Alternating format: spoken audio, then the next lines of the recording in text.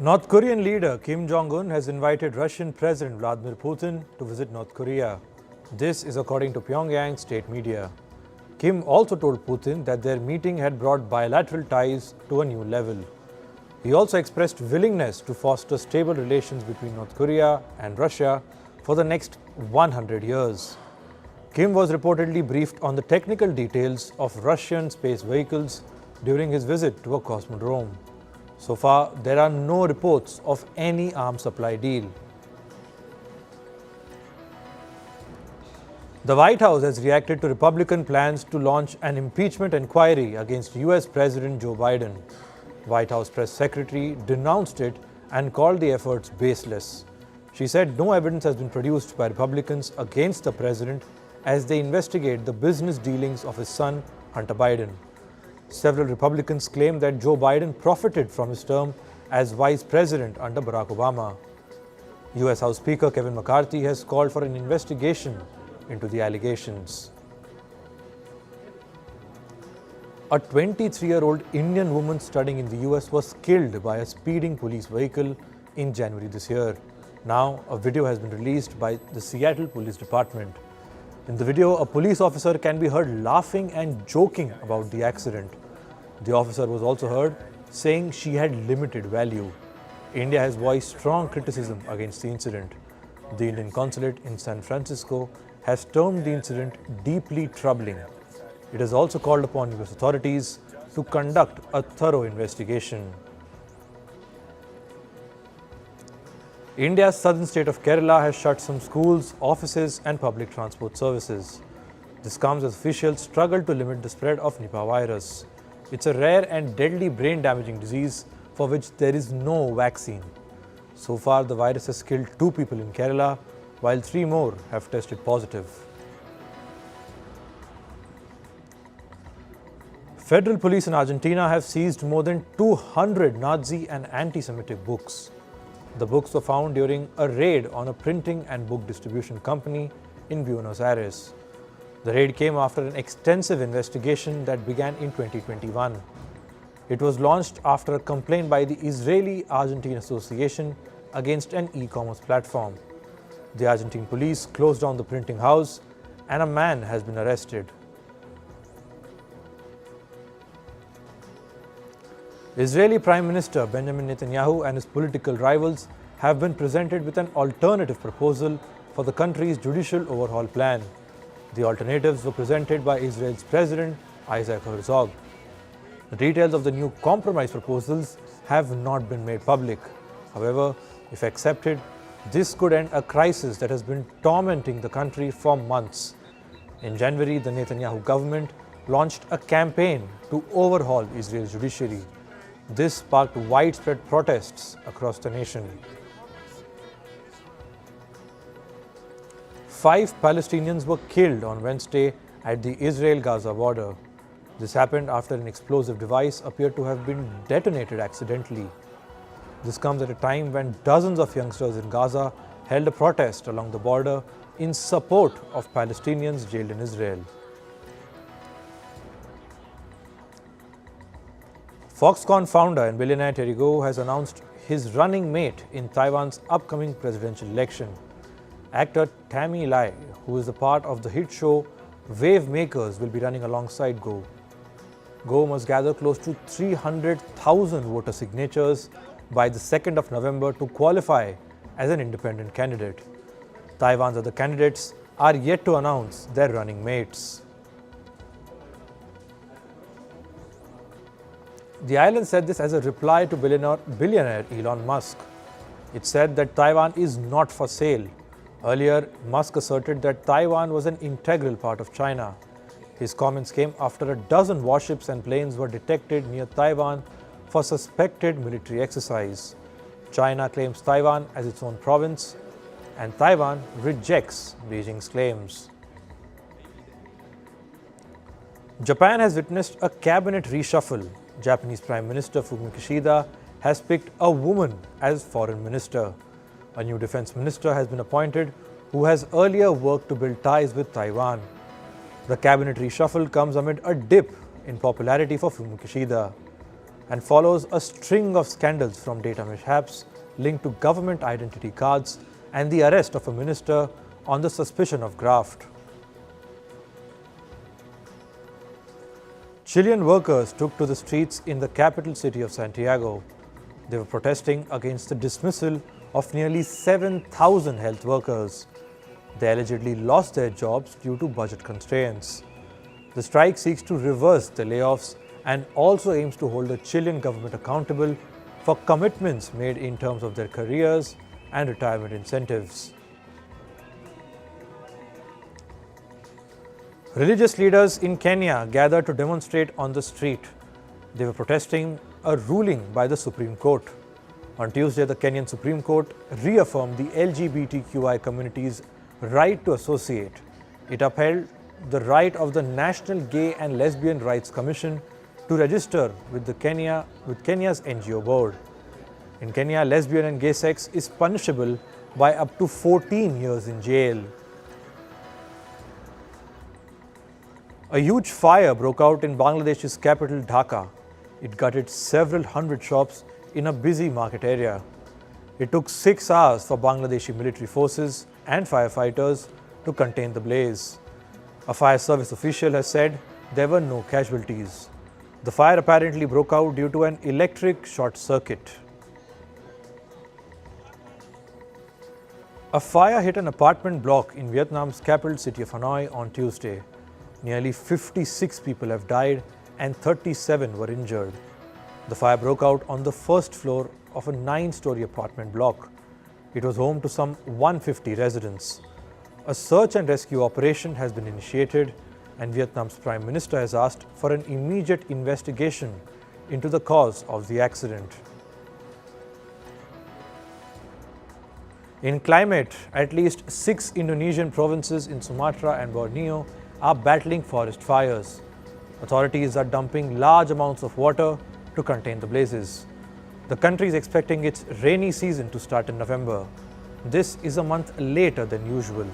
The Southeast Asian nation previously experienced devastating forest fires in 2015 and 2019. Libyan residents desperately searched for their missing relatives. This was after catastrophic floods hit the country. Thousands have been confirmed dead, with many more thousands still missing. Images showed the devastation across the city of Derna, which was the worst affected. Meanwhile, Libyan soldiers were seen recovering bodies from the sea. A new cyclone has hit southern Brazil. Drone footage showed landslides and flooded roads. This comes just after a different cyclone hit Brazil a week ago. It left at least 41 people dead and thousands homeless. Europe's Lake Prespa is rapidly receding. It is one of the continent's oldest lakes and home to more than 2,000 species of fish, birds, mammals and plants. Water levels are now about 26 feet lower than they were in the late 1970s. Environmentalists say lack of rain, evaporation and overuse of water are the main reasons for the water loss. Scientists say the world has crossed 6 of 9 quote-unquote planetary boundaries. Planetary boundaries are thresholds the world needs to stay within to ensure a stable, livable planet. These include climate change, biodiversity, fresh water and land use, and the impact of synthetic chemicals and aerosols.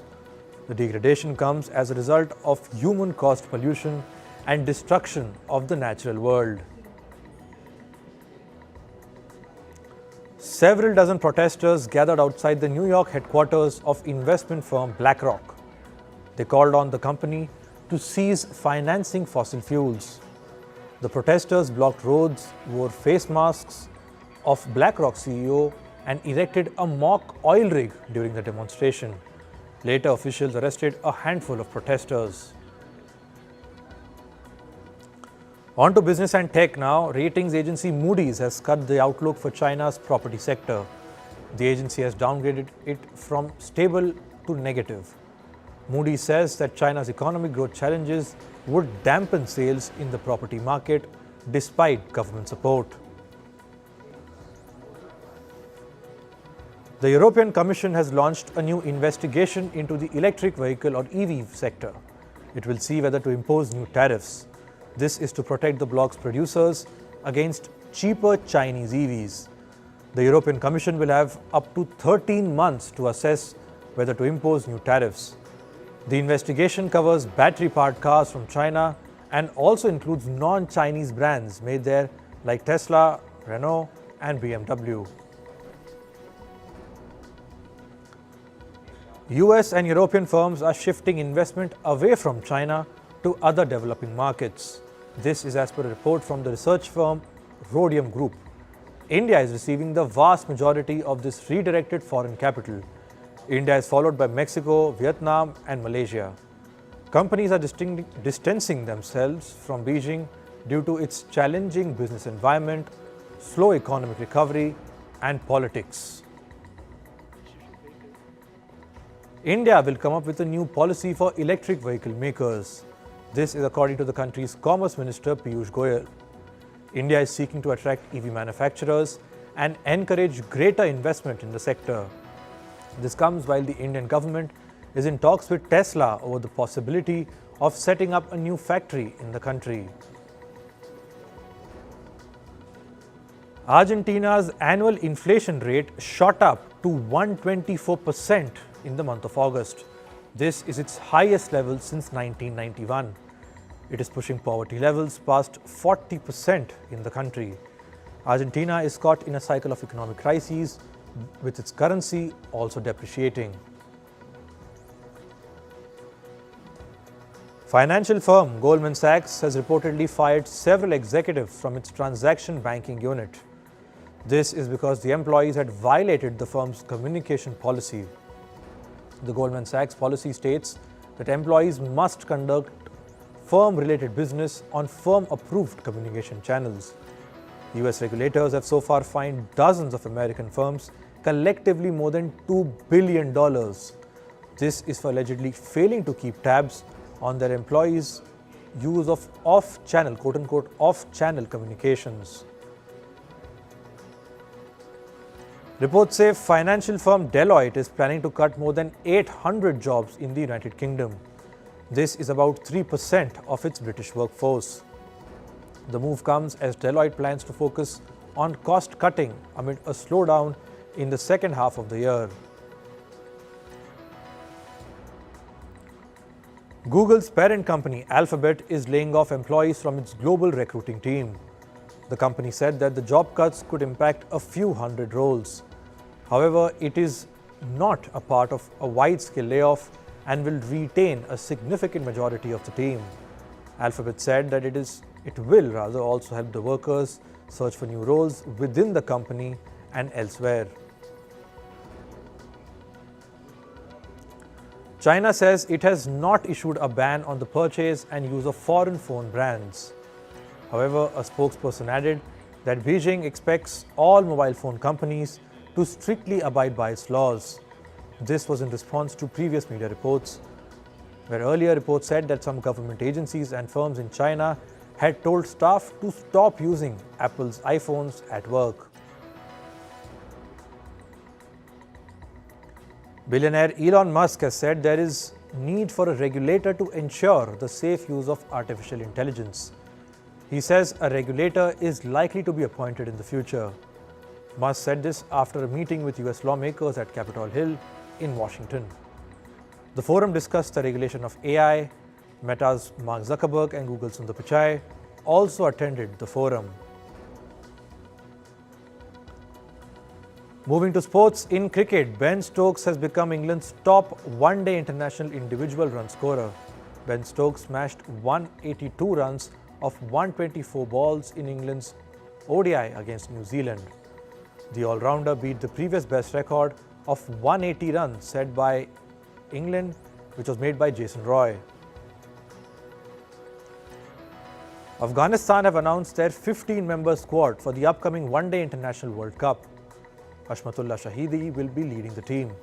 Afghanistan have also recalled fast bowler Naveen ul Haq for the tournament. Afghanistan opened their World Cup campaign against Bangladesh on the 7th of October. Australia's cricket governing body has mandated players to wear neck protectors. Cricketers will have to wear them under their helmets from the 1st of October. The decision comes a week after Australian all-rounder Cameron Green sustained a concussion injury. This happened during the first ODI match in the ongoing series against South Africa. Australia's cricket body had recommended the use of neck guards since the death of Phil Hughes in the year 2014.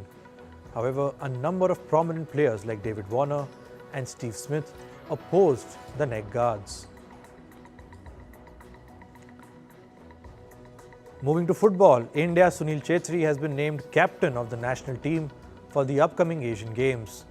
The All India Football Federation announced the 15-member squad yesterday. Goalkeeper Gurpreet Singh and defender Sandesh Jingan have not been included in the Indian squad. Italian midfielder Marco Verratti has joined Qatari football club Al Arabi. Verratti ended his 11-year-long stint at the French football club PSG for a record fee. The Qatar Stars League reportedly paid over $48 million for his transfer. Verratti joined PSG in 2012 and has made 416 appearances for the club. In tennis, world number 1 Novak Djokovic received a warm welcome in Serbia. Thousands of fans had initially gathered for the homecoming celebration of the Serbian basketball team. But then Djokovic made a surprise appearance. He broke into tears of joy as the crowd cheered for him. Djokovic waved at his fans and held his latest US Open trophy. The 36-year-old recently won his record 24th Grand Slam at the 2023 US Open. Indian badminton player PV Sindhu met Apple CEO Tim Cook. This was in California at a recent Apple event. During an encounter, Sindhu also proposed a friendly badminton match with Cook on his future visit to India. Sindhu took to social media to share photos of her encounter with Tim Cook. Meanwhile, Lakshya Sen pulled out of the 2023 Hong Kong Open badminton tournament yesterday. Sen withdrew just hours before his match, handing his opponent a walkover. He was India's top-ranked shuttler participating in the meet, and other players like PV Sindhu, HS Prannoy have skipped it too in order to focus on the upcoming Asian Games. North Korea is all set to end its 3-year-long absence from the global sporting arena. The country will feature in the upcoming Asian Games in China. A total of 191 North Korean athletes will compete at the multi-event meet starting next week.